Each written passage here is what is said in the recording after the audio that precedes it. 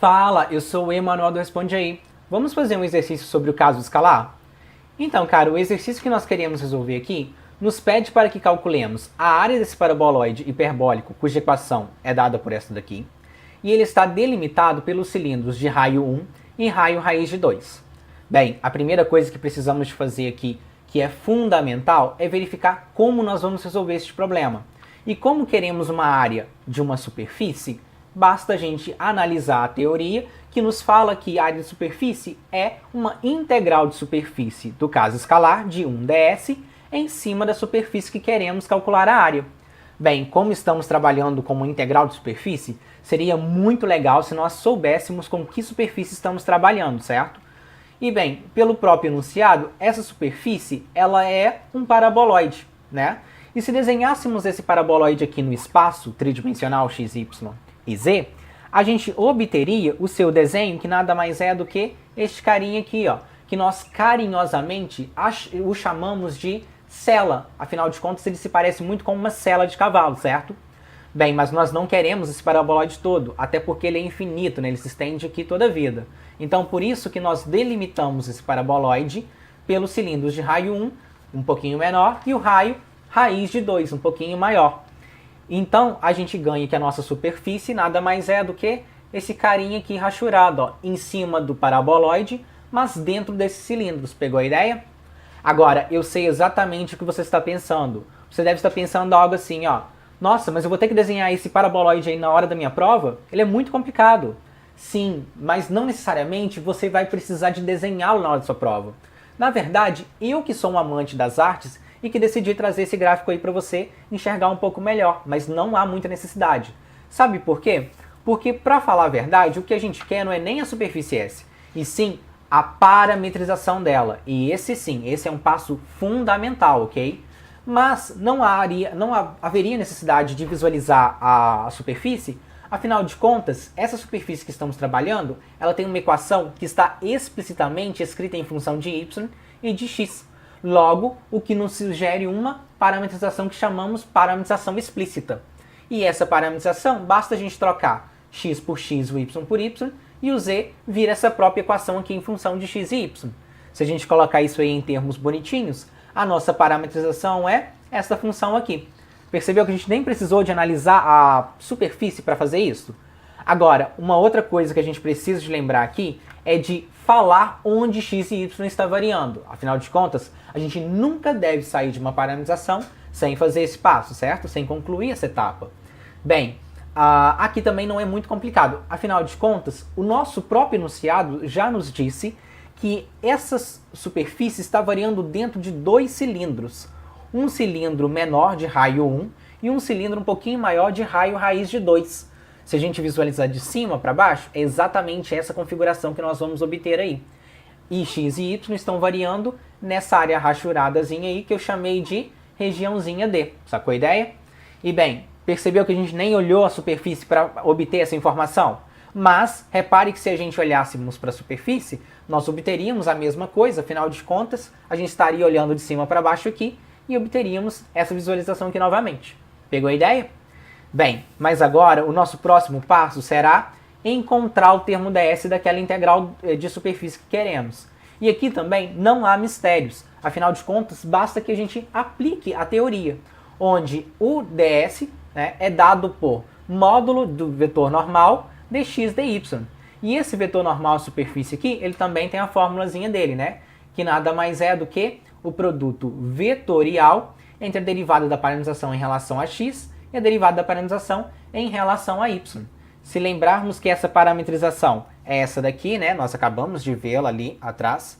E derivarmos em relação a x, vamos obter esse vetorzinho aí. Derivando também em relação a y, obtemos esse outro vetor aí. E agora podemos voltar para o produto vetorial, que nada mais é do que um determinante, onde a primeira linha é dado pelos vetores na direção x, y e z. A segunda linha é dado por esse vetorzinho aqui. E a terceira linha é esse outro vetorzinho aqui embaixo. Tá vendo? Se calcularmos agora esse determinante aí, como manda as regras, né? Repetindo essas duas colunas e multiplicando cruzado e tudo mais, vamos obter que esse vetor normal é este carinha aqui, ó, este vetorzinho. mas não se preocupe em determinar qual vetor que é. Afinal de contas, nós queremos o quê? Nós queremos o módulo do vetor normal. E módulo de vetor normal, a gente sabe muito bem que é uma raiz. Se a gente agora simplificar esses termos do parêntese aqui, nós vamos obter que o vetor normal vale essa raiz bonitinha aqui, certo? Portanto, o termo ds vale a raiz dx dy. Bem, com essas informações em mãos, nós podemos, então, retornar para a integral, onde a gente vai montar tudo. Quando a gente fizer isso, o que a gente vai encontrar será essa integral dupla aqui, ó. Perceba que a única coisa que eu fiz foi trocar o ds pelo termo que encontramos agora há pouco e substituir também o s por d. Afinal de contas, agora não estamos mais trabalhando com uma integral de superfície, e sim com uma integral dupla no domínio de x e y, sacou? Agora, repare, como que nós vamos resolver essa integral dupla? A gente está trabalhando com uma soma de coisas ao quadrado, e além disso, estamos trabalhando também dentro de uma região circular, que é a nossa região D, certo? Isso só nos sugere uma coisa, sim, as coordenadas polares, onde vamos trocar o x por r cosseno θ, o y por r seno θ, e não podemos esquecer de multiplicar pelo jacobiano, que nesse caso ele é especial, ele vale esse r aí. Quando substituímos tudo na integral dupla, obtemos, portanto, essa integral aqui, ó. Tcharam! Tá vendo? Onde nós trocamos o x e o y e multiplicamos pelo jacobiano. Agora, repare que nós também mudamos a notação da região D aqui, né? Afinal de contas, antes estávamos trabalhando com uma região no domínio de x e y, e agora estamos trabalhando com uma região no domínio de rθ. Tá legal? É só mudar a notação, mas continua sendo a mesma coisa. Bem, aqui a gente pode simplificar um pouco, colocando esse 4r² em evidência, e aí a gente vai obter, então, uma soma de seno quadrado com cosseno ao quadrado, que a gente sabe que dá 1, simplificando tudo para essa integral dupla aqui. Falta agora a gente determinar quem é esse dr dθ aqui, né? Quais são os limites de rθ. E isso também não é muito complicado fazer. Afinal de contas, a gente pode dar uma olhada novamente na nossa região D, certo? Onde a gente percebe que o raio ele está entrando aqui, nesse raio menor, que eu chamei de 1, certo? Aliás, que eu chamei não, né? Isso foi dado no enunciado pra gente, ele tem o raio 1. E está saindo nesse raio maior aqui, ó, que é o raio raiz de 2. Quanto ao ângulo θ, ele está fazendo uma volta completa. Logo, ele está variando de 0 até 2π. Show de bola? Bem, se a gente substituir agora esse rθ aqui na integral dupla, vamos obter essa integralzinha dupla aqui, tá ok? Que a gente pode resolver como manda lá os nossos teoremas, né? O teorema de Fubini, resolvendo primeiro a integral de dentro. Essa integral de dentro aqui, eu quero que você repare que a gente está integrando em r, né? E uma raiz de 4r² e uma coisa horrorosa, certo? Então, se você recordar de cálculos anteriores, nós podemos fazer uma substituição desse 4r² mais 1 aqui por uma outra variável, que no caso aqui eu chamei de u, certo? Por que fazer isso é legal? Porque se a gente faz isso, a gente obtém esse rdr aqui, ó, quando a gente deriva. Na verdade, a gente obtém 8rdr, né? Só que esse 8 aqui é uma constante, ele pode passar para cá dividindo, certo? E agora fica bem mais fácil as nossas contas, né? Só que a gente não pode deixar de notar, também a gente tem que mudar esses limites de integração de r aqui. Afinal de contas, agora nós fizemos uma mudança para u, né? O que não é muito complicado, basta pegar esses limites de r e substituir nessa fórmula de u que nós determinamos aqui.